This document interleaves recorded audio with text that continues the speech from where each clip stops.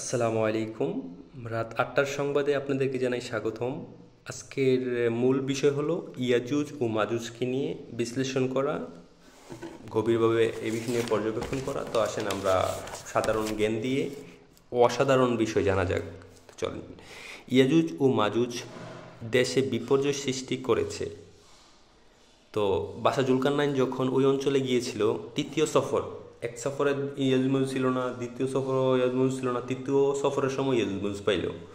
তো সাধারণ পাবলিক বলল ইয়াজুজ ও মাজুজ দেশে বিপর্যয় সৃষ্টি করেছে, বিপর্যয় সৃষ্টি করতেছে।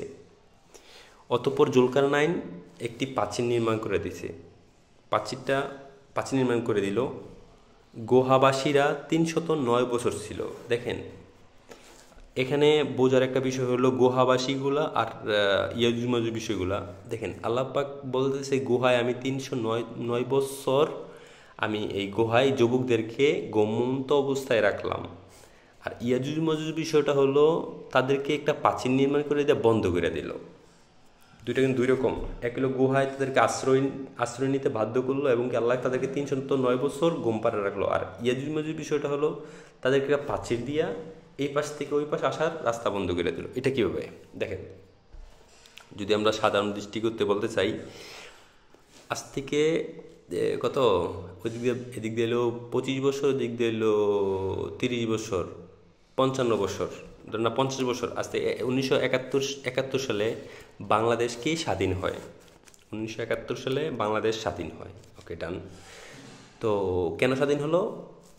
বাংলাদেশের মানুষ অভিযোগ করছে যে পাকিস্তানিরা আমাদেরকে শোষণ করতেছে, অর্থাৎ মানে তারা আমাদের দেশ থেকে লুটপাট করতেছে পাকিস্তানিরা। এই অভিযোগ ছিল বাংলাদেশের কিছু সাধারণ মানুষের, সাধারণ আর অসাধারণ কিছু মানুষের অভিযোগ ছিল। আচ্ছা, তো এই বিষয়টা হাতে নিয়ে, এই বিষয়টাকে মাথায় নিয়ে পাকিস্তানের সাথে যুদ্ধ শুরু করে দিল বাংলাদেশ। বাংলাদেশকে এর পাশের দেশ আবার সাপোর্ট করলো। তো বাংলাদেশের শক্তি বেড়ে গেল গা। তো বাংলাদেশ পাকিস্তানের বিরুদ্ধে যুদ্ধ করা শুরু করে দিল। তো যুদ্ধ হয়ে গেল গা। তো আমরা কি স্বাধীন হয়ে গেলাম গা। তো এখন আমাদেরকে কন্ট্রোল নিল কে? আমরা প্রথমত কন্ট্রোল, ওরা পাকিস্তানের সরাসরি শাসন করতো আমাদের বাংলাদেশটাকে।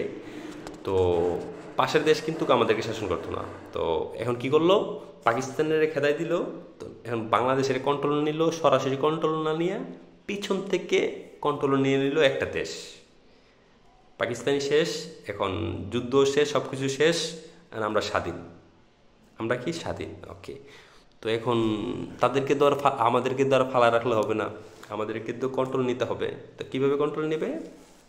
ওকে, তো যে কন্ট্রোলে নিবে আমাদেরকে, যে যাদের কন্ট্রোলে আমরা থাকব, তারা চিন্তা করে দেখলো যদি ওই জায়গায় ইসলামিক শাসন ব্যবস্থা যদি প্রতিষ্ঠা হয়ে যায়, ওই জায়গায় যদি ইসলামিক শাসন ব্যবস্থা যদি প্রতিষ্ঠা হয়ে যায়, আর পাকিস্তানিদের পক্ষে যারা ছিল তাদেরকে তো খারাপ বানাতে হবে। কিভাবে তাদেরকে আমরা খারাপ বানাই দেব? এখন সমাজের মধ্যে যে প্রচার করে দিবা তারা হলো রাজাকার, তারা এলো বাংলাদেশের শত্রু। তো এই বিষয়টা যখন বাংলাদেশের মানুষদেরকে অবগত করা হয় যে দেখো তারা তো পাকিস্তানের পক্ষে ছিল, তারা এলো ইসলামের শত্রু, তো তোমরা যদি তাদেরকে সাপোর্ট করো তাহলে তোমাদের কিন্তু অনেক ক্ষয়ক্ষতি হয়ে যাবে গা, তোমরা জান্নাতে যেতে পারবা না, তোমরা গুনাহগারদের অন্তর্ভুক্ত হয়ে যাবে গা। তো এই কাজটা করা যাবে না। তো এর জন্য প্রপাগান্ডা ছড়াই দিল যারা পাকিস্তানে। দেখেন, আল্লাহ পাক বলছে, নবী সাল্লাল্লাহু আলাইহি ওয়াসাল্লাম বলছে যে তোমরা এক মুসলমান আর এক মুসলমানের ভাই বা অমুসলমানও ভাই হতে পারে, এটা হলো পরের বিষয়। এক মুসলমান আর এক মুসলমানের ভাই, তোমরা একে অপর থেকে বিচ্ছিন্ন হইও না। আমি মুসলমান, আনা মিনাল মুসলিমুন, পাকিস্তানিরা কি মুসলমান, তো তারা আমাদের ভাই। পাশের দেশ কি আছে না সেটা এটা পরের কথা। এক মুসলমান আরেক মুসলমানের ভাই যদি হয়, নবীজির কথা বাইরে যাবেন কিসের জন্য? যে তোমরা মুসলমান, এক মুসলমান আরেক মুসলমান থেকে বিচ্ছিন্ন হইও না। বিচ্ছিন্ন হয়েছেন কে? যে তারা আমাদেরকে লুটপাট করতেছে।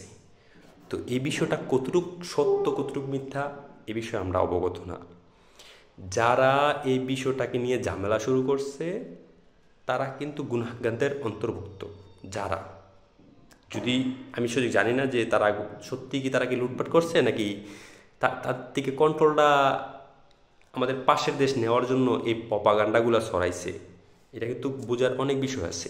আমার কথা কিন্তু বোঝার চেষ্টা করবেন যে পাকিস্তানিরা আমাদের এই বাংলাদেশ শাসন করে বইলা কন্ট্রোল নেওয়া মানে কন্ট্রোল নিয়ে রাখছে পাকিস্তানিরা, এটা আমাদের পাশের দেশ সহ্য করতে পারে নাই বললে হয়তো এই পাকিস্তানের বিরুদ্ধে প্রপাগান্ডা ছড়াই দিল বাংলাদেশের ভিতরে যে তোমাদের দেশে ক্ষয়ক্ষতি করে লেছে। তো তাদের কিছু লোকজন বাংলাদেশে আন্দোলন শুরু করে দিল। হইতে পারে না, মানে বিষয়টা এরকম হইতেও তো পারে, তাই না? এগুলো আমরা তো এক্সাক্টলি বলতেছি না যে এরকম হয়েছে না।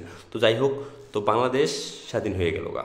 তো এখন বাংলাদেশকে কন্ট্রোল নেওয়ার জন্য পাশের দেশ বসে আছে যে বাংলাদেশ এবার স্বাধীন হয়ে গেল গা, তো এখন আমরা এর এই বাংলাদেশের কন্ট্রোল নেব কিভাবে? কিছু লোকজন থাকবে এখানে, আমার এই দেশে কিছু লোকজন থাকবে, এই লোকজনের মাধ্যমে আমরা এই বাংলাদেশের কন্ট্রোল নেব কিভাবে? তো কিভাবে নেওয়া যায়? কয়েকটা দলে দলে বিভক্ত কইরা মানুষদেরকে